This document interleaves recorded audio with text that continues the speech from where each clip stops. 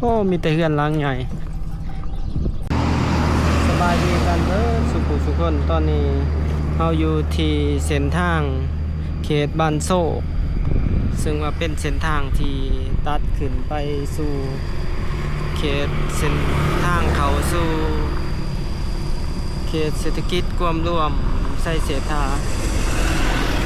ตอนนี้เราก็สิพาทุกคนมุ่งหน้าไปแล้วก็สิไปเลี้ยวสายอยู่ทางหน้าของทางเขาสู่เขตเศรษฐกิจรวมไส้เสถาทุกคนพาทุกคนขี่รถไปตามเส้นทางที่ตัดออกไปสู่ลักเซาเอฟเพราะว่าสิพาทุกคนไปเบิ่งในจุดหนึ่งเนาะที่บอแม่นไส้เคยไปแล้วก็เคยเห็นเขตนั้นกำลังมีการพัฒนากำลังมีคนใหญ่เขาไปอยู่หลายโอ้บอนนี้ก็กำลังมาตั้งตลาดใหม่ทุกคนโอ้น่าสนใจบอนนี้ก็เขาจะมาเฮ็ดตลาดใหม่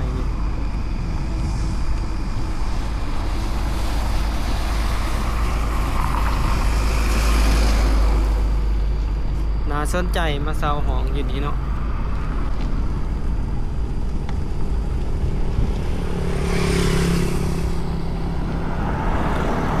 เขตทางเขาสู่เขตเศรษฐกิจรวมใส่เศรษฐาเลยบอนนี่กำลังมีคนยกใหญ่มาอยู่หลายในเขตนี้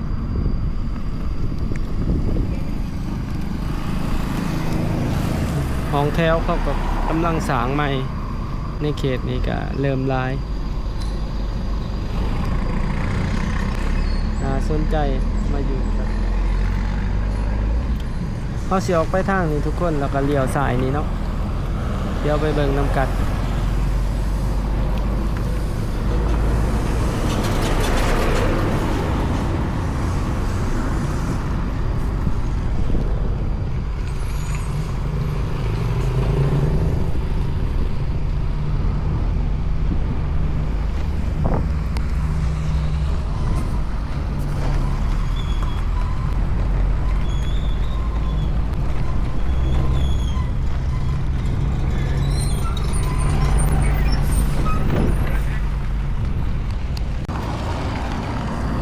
นี่เนาะทุกคนสิพาทุกคนออกมาทางนี้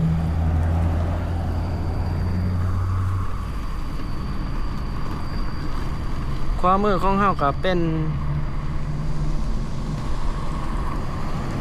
เขตเศรษฐกิจร่วมใส่เศรษฐาเนาะเขาไปจากนี้ประมาณ 2-3 กิโลนี่แหละทุกคนโอ้ทงหน้าก็เริ่มเขียวงามช่วงนี้เป็นช่วงยามไห้ยามหน้าแหละ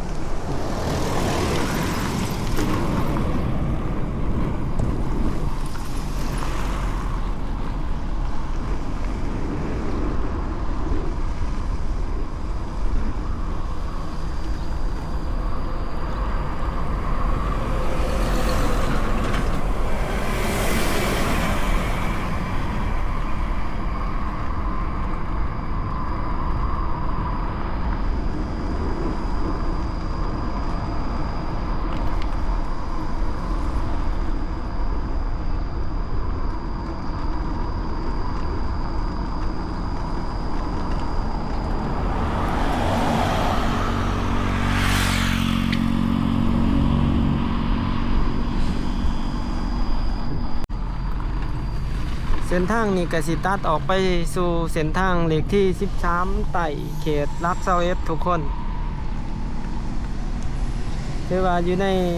เขตนี้ก็เป็นเขตโรงงานอุตสาหกรรมใหญ่ๆอยู่ในเขตนี้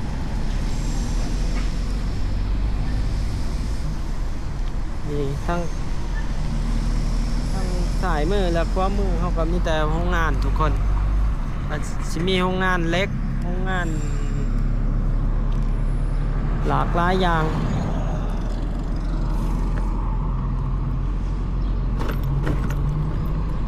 ทางเส้นนี้ก็เริ่มเพ่ร้ายแล้วเพราะว่าส่วนใหญ่สิเป็นรถบรรทุกที่ ใส่เส้นทางนี้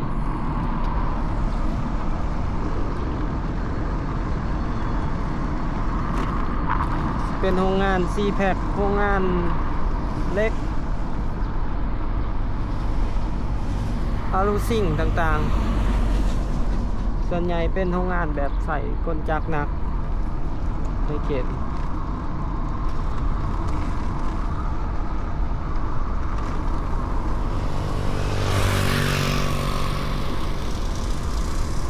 คือทางนั้นจะเป็นโรงงานเล็ก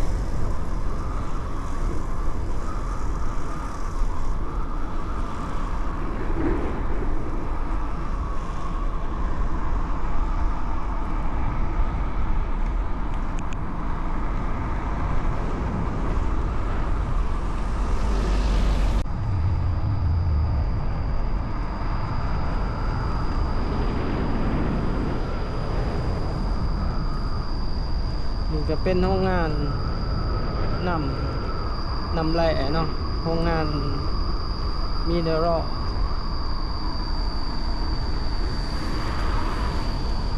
และสายมือเฮาครับมีเส้นทางเข้าไปโรงงานเล็ก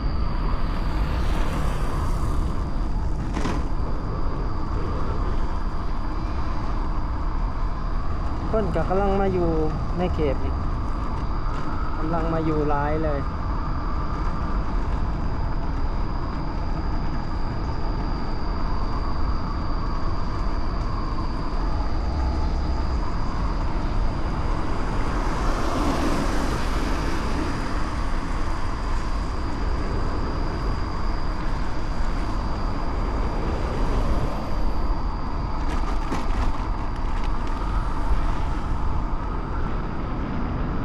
วิวทุ่งนาทุกคน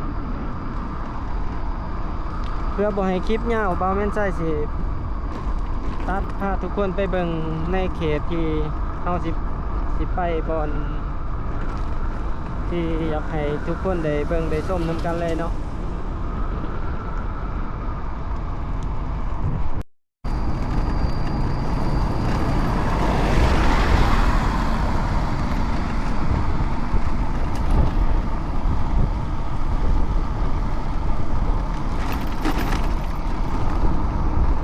เขตนี้เป็นเขตบ้านโคกสะอาดทุกคนโคกสะอาดถือว่ากว้างเนาะโคกสะอาดนี่จนจำเขตรักเซาเอสเลย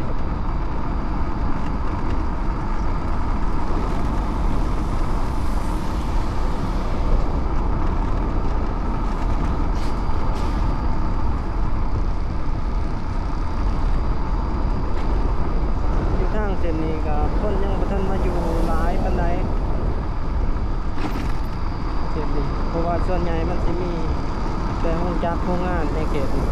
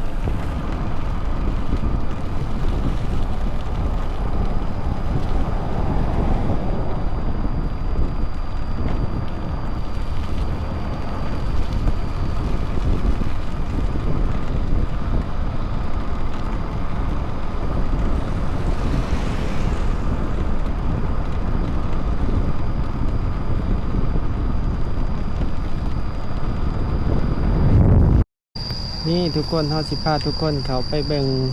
เขตบ้านนี้เนาะเลี้ยวซ้ายเข้าไปในเขตนี้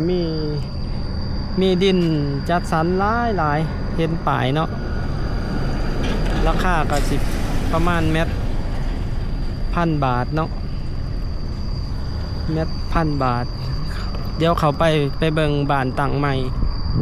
บ่แม่นบ้านต่างใหม่แต่ว่าเป็นเขตบ้านที่คนมาอาศัยแล้วก็ต่างเฮือนอยู่หลายเดี๋ยวเขาไปเบิ่งกันทุกคน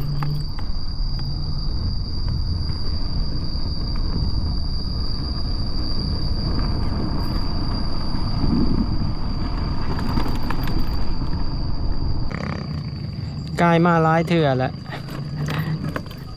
บ่เคยเข้ามาเส้นทางนี่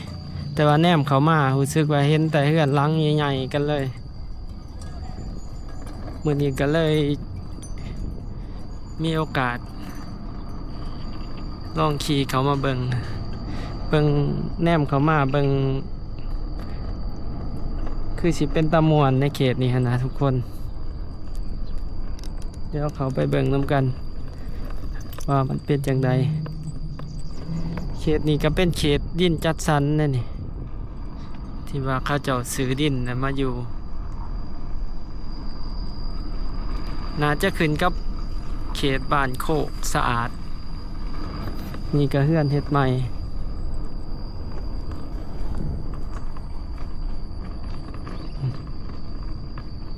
เดี๋ยวขี่เลาะเบิ่งเลาะส้ม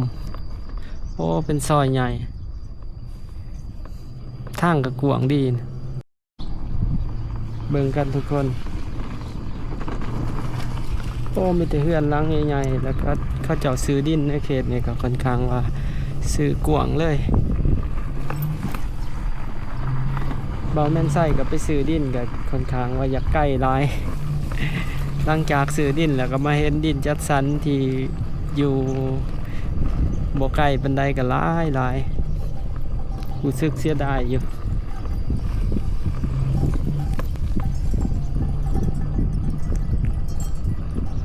โอ้มีแต่เฮือนหลังใหญ่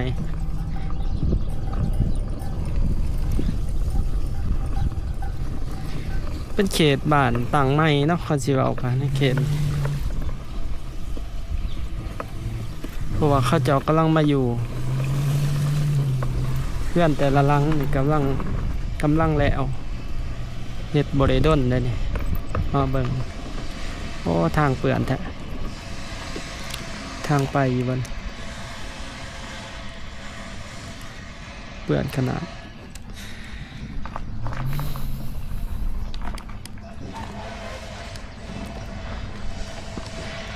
โอ้ทางเปื้อนหลายเดี๋ยวกลับไปซอยใหม่ทุกคน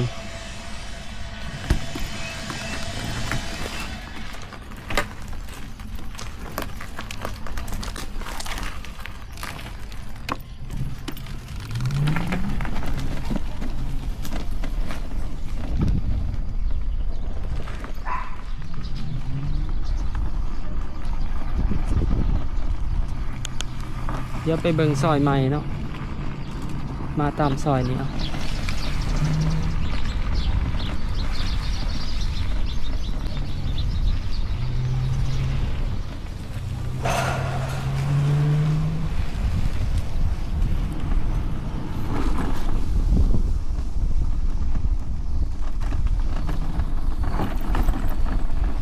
บอนนี้ก็มีห้องอีกแล้ว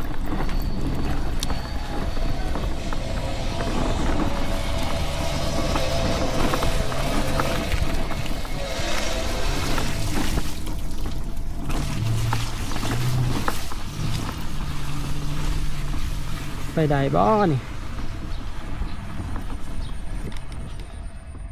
โอ้ยกลับคืนกันทุกคน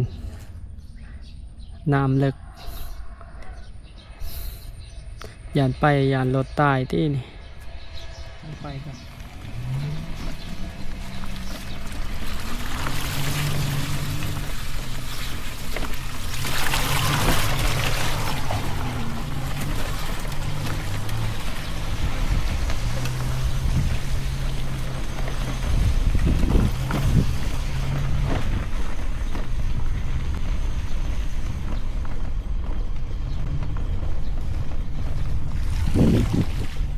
ป้ามีแต่ดินกวางๆเลยในเขตนี่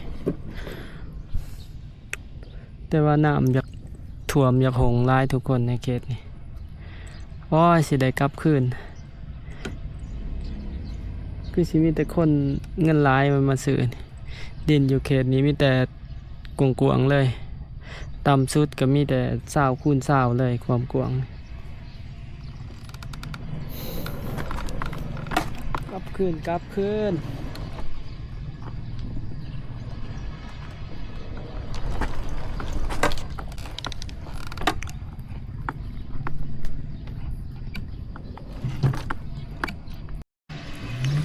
นี่แหละทุกคน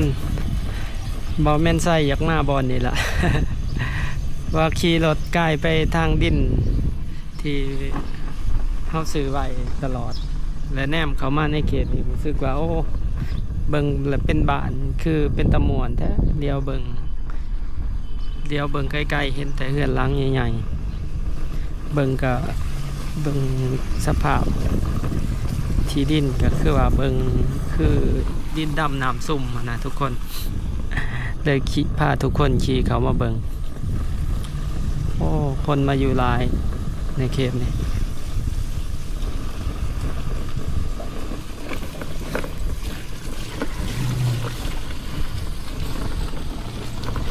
คนมาอยู่หลายแล้วก็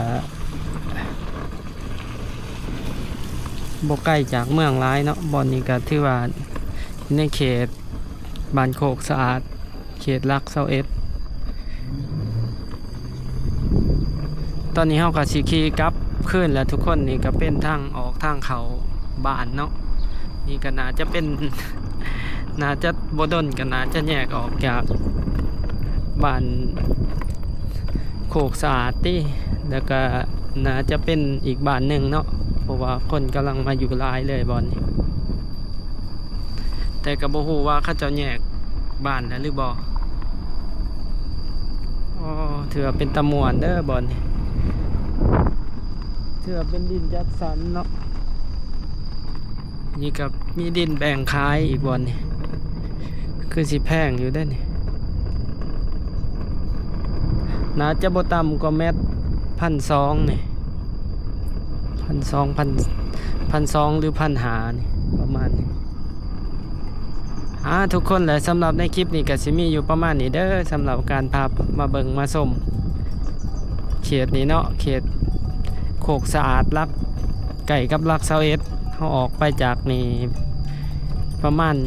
3-4 กิโลนี่ก็สิเจอเส้นทางเด็กที่13ไต่เขตรัก21ล่ะก็สิมีอยู่ประมาณนี้ทุกคนถ้าผู้ใดมักคลิปนี้ก็อย่าลืมกดไลค์กดแชร์กด Subscribe ให้กันเด้อทุกคนเพื่อเป็นกำลังใจให้กันแต่ตอนนี้เบาแม่นไส้ก็ต้องขอกล่าวคำว่าขอบใจแล้วก็สบายดี